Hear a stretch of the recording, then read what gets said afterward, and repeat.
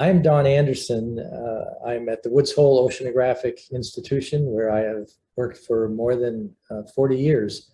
I live about 35 or 40 minutes away in a town called Marion. This is in Massachusetts in the United States. My passions in life, I have a lot of them. I'm happy to say. Certainly science is one of them. But beyond that, outside of the scientific world, for one, I'm very passionate about golf. That sport I do very well. I play competitive golf in the state that I live in, and play in state championships, and try to keep my game at a very high level.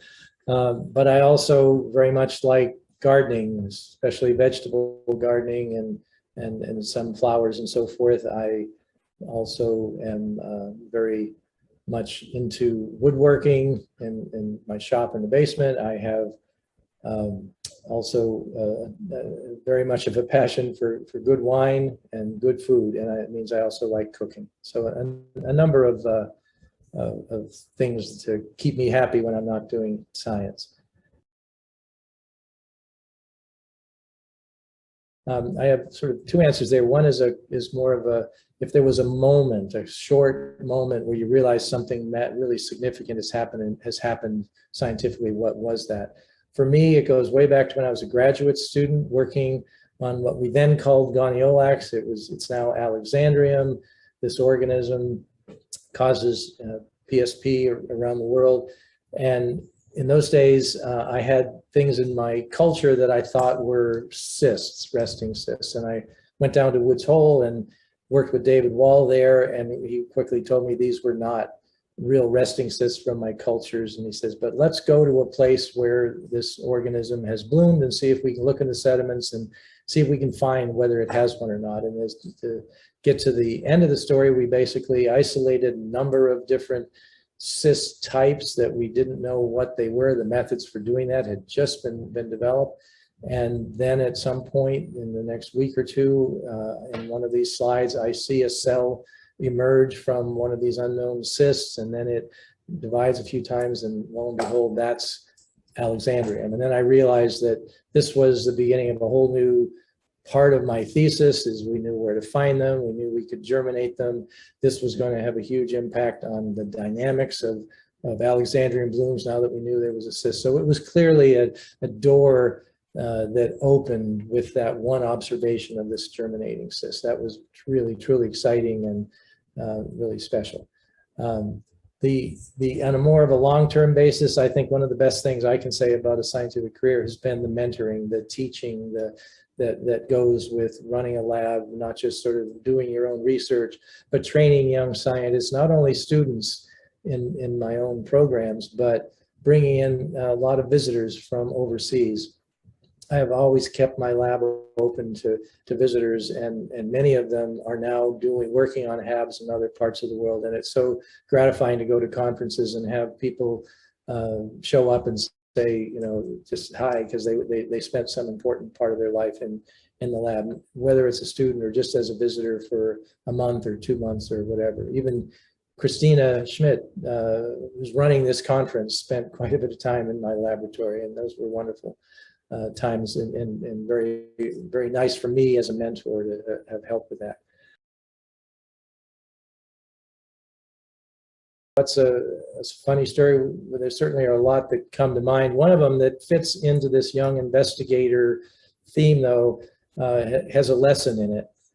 One of my students some years ago was Chris Sholin, and he at the time had made some very important discoveries with his molecular methods and sequencing, finding that we had these two ribosomal RNA gene types in Alexandrium, and we were calling them the A gene and the B gene.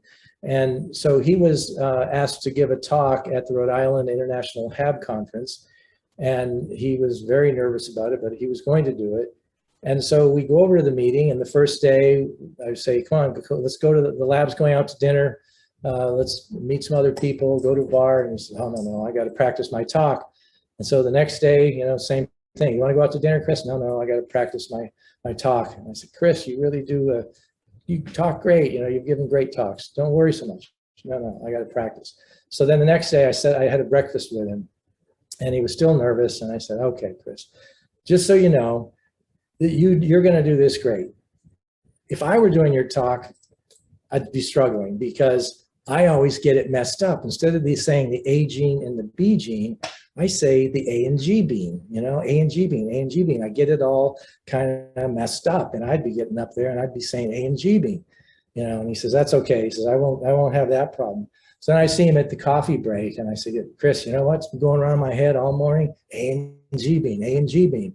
You know, doesn't that happen to you? He says, I know what you're trying to do. It's not going to work. You know, I got this. So he gets up there to give his talk. I'm in one of the front rows.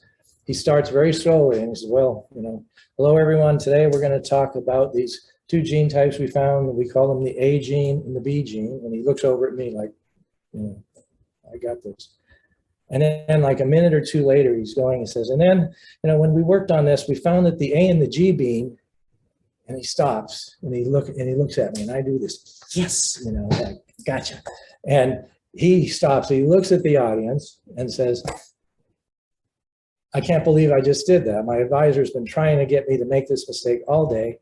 I did it. And he says, and of course you don't know what I'm talking about, you know, and then he realizes that it's, you know, okay, fine. He just says, all right, I'm gonna start over. And he does his talk and it was beautiful talk, and all these people came up afterwards and were sort of joking with him about, hey, Chris, how's the G bean doing? You know, and even to this day, people will ask him about that. And he learned this lesson that, first of all, you can't trust his advisor, even in a serious situation, but also that these talks are among friends, that people are forgiving, people understand when a student's giving a talk, and that it's not the end of the world, and you don't have to be nervous. So that's just one story to share.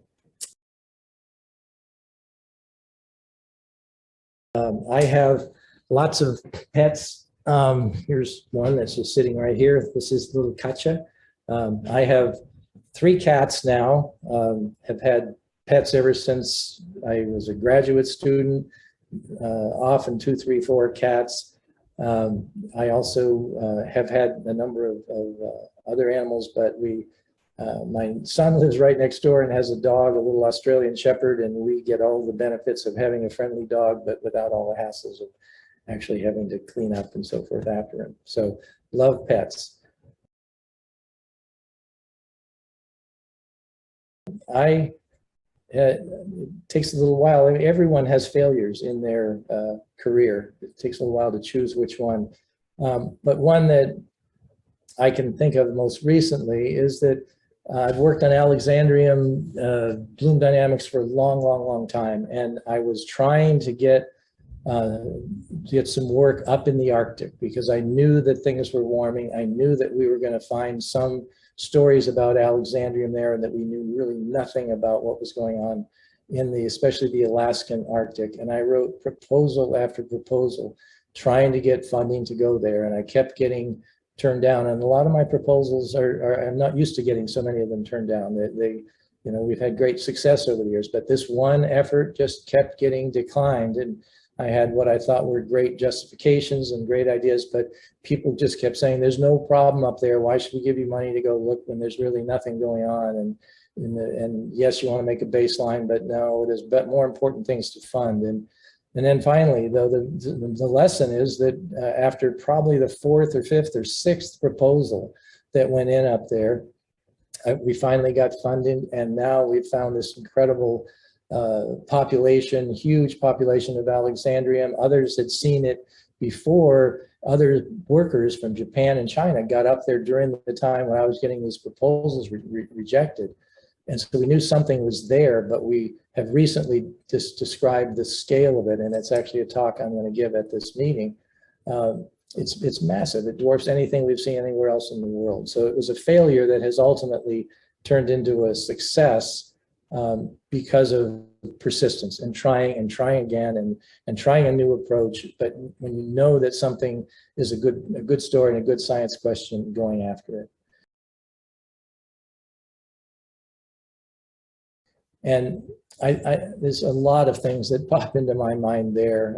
Some of them really simple, like really choose your collaborators carefully, and especially, work to get and work with some people who are really very experienced, and if you can, find some senior people, because they often can not only give you guidance, but they'll have special effort to mentor younger scientists. Many of us at that senior level are prone to do that.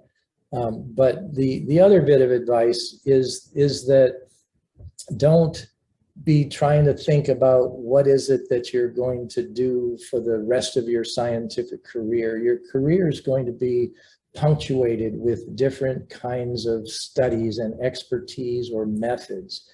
I started off working with Alexandrium cysts, and a lot of my early days were on cysts. And then it turns into, let's look at bloom dynamics, and starting to get into big cruises and all sorts of modeling and remote sensing, looking at these big blooms. But then it was, all right, let's look, molecular biology was arriving. Let's look at Alexandrium with molecular biology. And then, okay, let's now start some other HAB problem that's not Alexandrium. So your life will be punctuated with all of these different things. Don't think you can anticipate them 20 years in advance, but you need to be thinking 5, 6, 7 years ahead. What are the areas that are going to be important in the near future? And then be trying to take your research into that direction. So it could be, in my case, molecular biology is coming, or it could be climate change is coming. Let's look up in the Arctic, or just things like that. It's more to not get disappointed if you don't have, well, here's the final point. I had a notebook I had years ago, a folder that was called ideas. And I'd be at my desk and I'd suddenly get an idea for a proposal, and I'd just write it down on this list.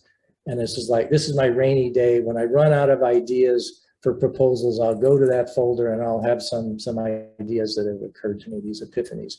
And to be honest, I never got into that folder other than to add names. I never once found myself needing ideas that I needed to write proposals on and using that as a source. The ideas were always there. They always came. It was always something that logically flowed from things I was doing, or the way I was looking at the future. So the advice is, don't try to be so prescriptive about what your future is going to be. Be flexible, be willing to go from side to side, but keeping within certain areas, like working on HABs, but doing different approaches. And that gives you a diverse program, gives you a rejuvenating kind of a feeling all the time with new ideas. And that's something that I wish I had known was going to be the way to approach science. It's the way I ultimately did approach science, but I didn't know it ahead of time that was the way to do it.